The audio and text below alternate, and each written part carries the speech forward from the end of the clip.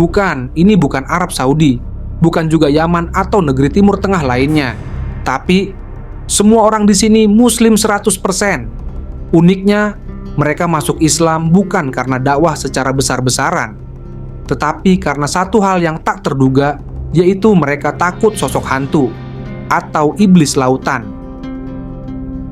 Dan inilah Maladewa, negeri yang 100% penduduknya memeluk agama Muslim. Pemandangan alam di Maladewa memang memukau.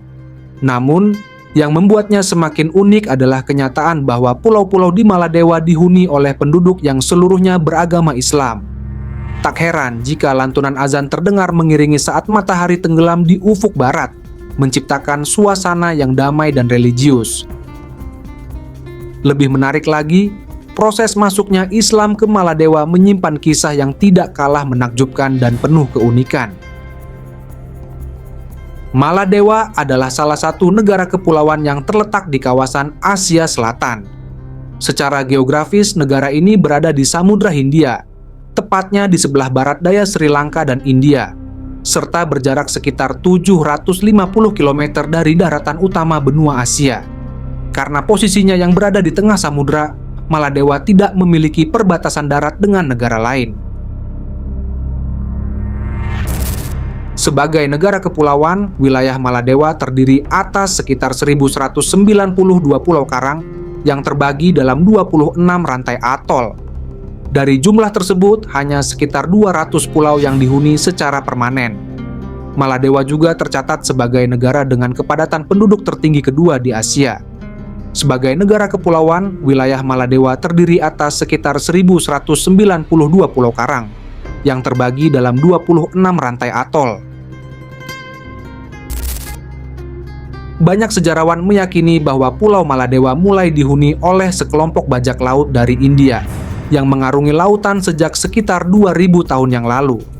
Sementara itu, Profesor Sufyan Yasin Ibrahim, guru besar sejarah dari Universitas Mosul, menyatakan bahwa bangsa Arya telah menetap di wilayah Dibjat, sebutan kuno untuk Maladewa, pada zaman kuno setelah eksodus mereka ke India sekitar tahun 1500 sebelum Masehi. Studi perbandingan linguistik menunjukkan bahwa adat istiadat dan tradisi masyarakat Maladewa memiliki kemiripan dengan warisan budaya dinasti Dravida dari negara bagian Kerala, India, pada masa Sangam, yaitu sekitar tahun 300 sebelum Masehi hingga 300 Masehi. Salah satu kelompok awal yang menetap di Maladewa dikenal sebagai orang Giravaru, keturunan Tamil, yang keberadaannya tercatat dalam cerita rakyat setempat. Pembentukan sistem pemerintahan di Maladewa diperkirakan terjadi pada masa pemerintahan Raja Asoka dari India, yang memerintah antara tahun 236 hingga 274 sebelum Masehi. Pada masa itu, agama Buddha menjadi agama resmi di India, dan Raja Asoka berupaya menyebarkannya ke wilayah sekitarnya, termasuk ke Pulau Serendip, yang sekarang Sri Lanka dan Kepulauan Dibjat, Maladewa. Sejak saat itu, agama Buddha menjadi kepercayaan utama di Maladewa hingga abad ke-12. Para raja Maladewa saat itu menyebarkan agama Buddha, dan peninggalan seni serta tulisan-tulisan awal di Maladewa seperti patung dan arsitektur berasal dari periode ini. Namun, pada abad ke-12 terjadi peristiwa penting yang dikenang masyarakat Maladewa hingga kini, yaitu masuknya Islam di negeri ini. Sejak saat itu, Islam menjadi agama dominan di kepulauan ini. Maladewa merupakan negara Muslim yang terletak di selatan benua Asia, di Samudra Hindia, dan dilintasi oleh garis Khatulistiwa. Selama berabad-abad, penduduknya memeluk agama Buddha dan menjalankan tradisi yang dalam beberapa kisah digambarkan cukup menyeramkan. Namun, kemudian terjadi sebuah peristiwa besar yang mengubah segalanya, menjadikan seluruh masyarakat Maladewa memeluk Islam. Kini, Islam adalah agama resmi negara dengan persentase 100%. Menurut sensus internasional dan undang-undang yang berlaku, seluruh warga negara Maladewa harus beragama Islam. Tidak ada non-muslim yang dapat menjadi warga negara, karena Republik Maladewa secara tegas didirikan berdasarkan prinsip-prinsip Islam. Masuknya Islam ke Maladewa tercatat dalam sebuah prasasti bersejarah yang ditulis pada lempengan tembaga pada akhir abad ke-12. Prasasti tersebut menyebutkan nama Abul Barakat, seorang ulama asal Maroko, sebagai tokoh yang membawa ajaran Islam ke kepulauan ini.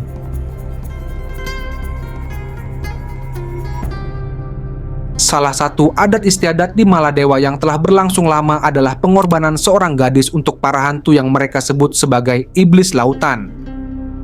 Setiap bulan, suku-suku di Maladewa akan memilih seorang gadis akan dikorbankan untuk memedamkan kemarahan Ranna Mari. Penjelajah Muslim asal Maroko Ibnu Battuta juga menggambarkan adat dan kebiasaan penduduk Maladewa saat dia mengunjungi kawasan ini pada abad ke-14 lalu.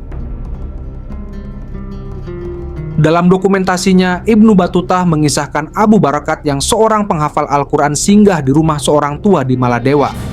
Orang tua tersebut menangis sampai kehabisan air mata. Setelah duduk, perkaranya ternyata kediaman si orang tua diharuskan untuk berkorban sebagaimana adat dan kebiasaan. Sementara orang tua itu hanya memiliki seorang anak gadis.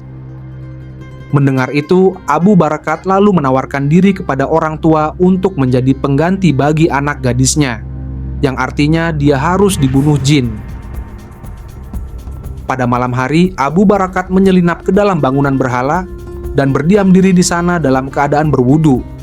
Pagi harinya, si orang tua dan seluruh penduduk datang ke bangunan itu dengan maksud membawa keluar gadis yang telah dikurbankan untuk dibakar, sesuai adat mereka. Namun mereka terkejut. Pasalnya, mereka justru mendapati Abu Barakat sedang melantunkan ayat-ayat suci Al-Quran dan tidak terbunuh. Warga kemudian membawa Abu Barakat kepada raja mereka. Mereka lalu menceritakan fakta yang baru saja terjadi. Raja pun terkejut. Ketika ditanya, Abu Barakat menjelaskan tentang Islam kepada sang raja. Lalu raja berkata, "Bulan depan, lakukan lagi. Berdiam di bangunan berhala untuk dibunuh jin. Jika kamu selamat, maka aku masuk Islam." Jelas, Ibnu Battuta mengisahkan perjalanan Abu Barakat. Pada bulan selanjutnya, Abu Barakat melaksanakan permintaan sang raja. Lagi-lagi dia dapat lolos dari jin kepercayaan warga di pulau itu. Ibnu Battuta melanjutkan kisahnya. Lalu raja dan seluruh penduduk pulau itu masuk Islam. Abu Barakat mendapat tempat yang sangat mulia di sisi penduduk. Penduduk juga bermazhab dengan mazhab Imam Malik, sesuai yang dianut Abu Barakat. Bahkan, penduduk juga membangun masjid dan diberi nama Abu Barakat. Memang, Islam tergolong akhir masuk ke Maladewa pada abad ke-12. Namun begitu, banyak sejarawan dan pengamat menilai fakta sejarah tersebut sebagai titik tolak yang sangat penting bagi Maladewa. Setelah masuk Islam, Raja Maladewa yang sebelumnya beragama Buddha itu kemudian mengubah namanya menjadi Sultan Muhammad Al-Adel.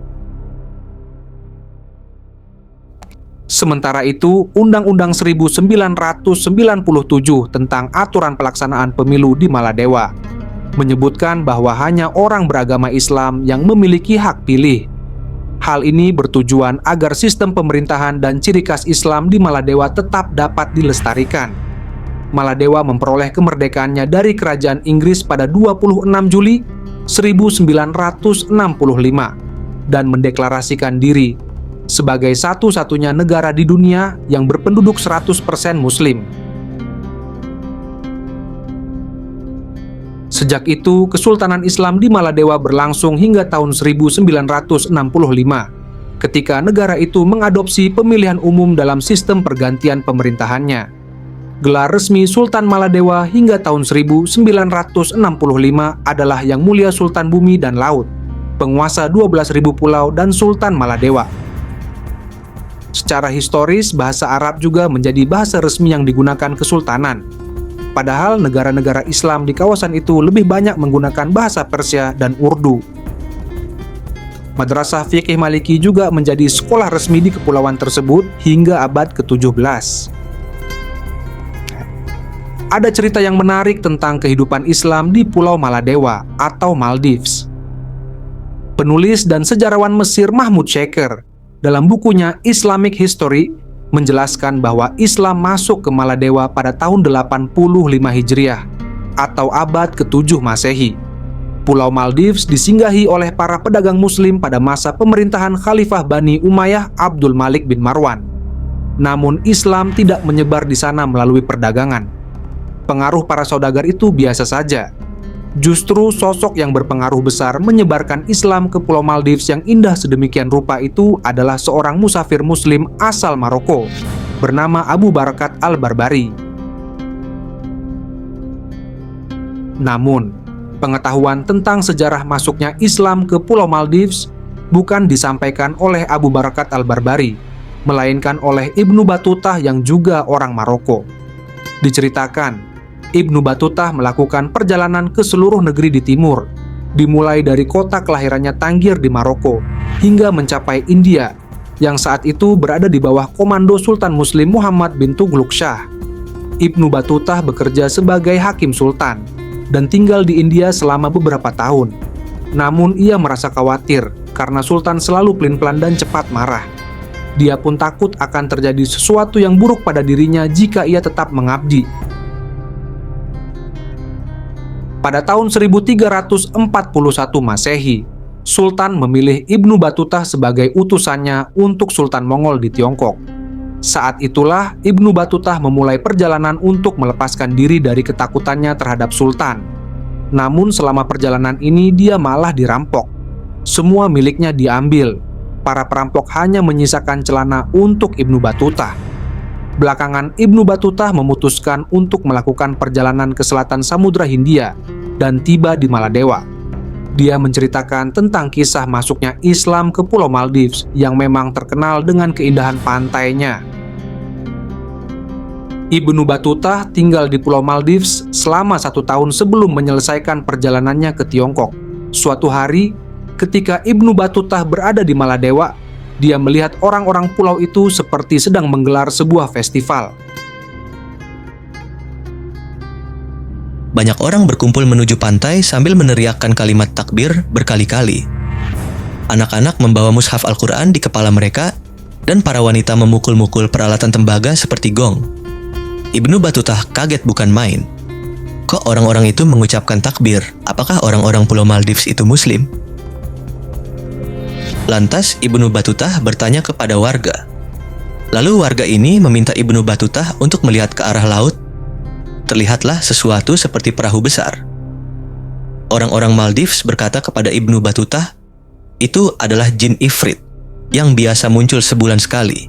Jika kami melakukan seperti yang engkau lihat ini, bertakbir, membawa mushaf Al-Quran dan memukul gong, niscaya dia, jin ifrit, akan meninggalkan kami dan tidak akan menyakiti kami. Ibnu Batutah semakin penasaran, apa yang menyebabkan orang-orang Maldives mengucapkan takbir dan melakukan hal lain untuk mengusir jin ifrit yang datang dari laut.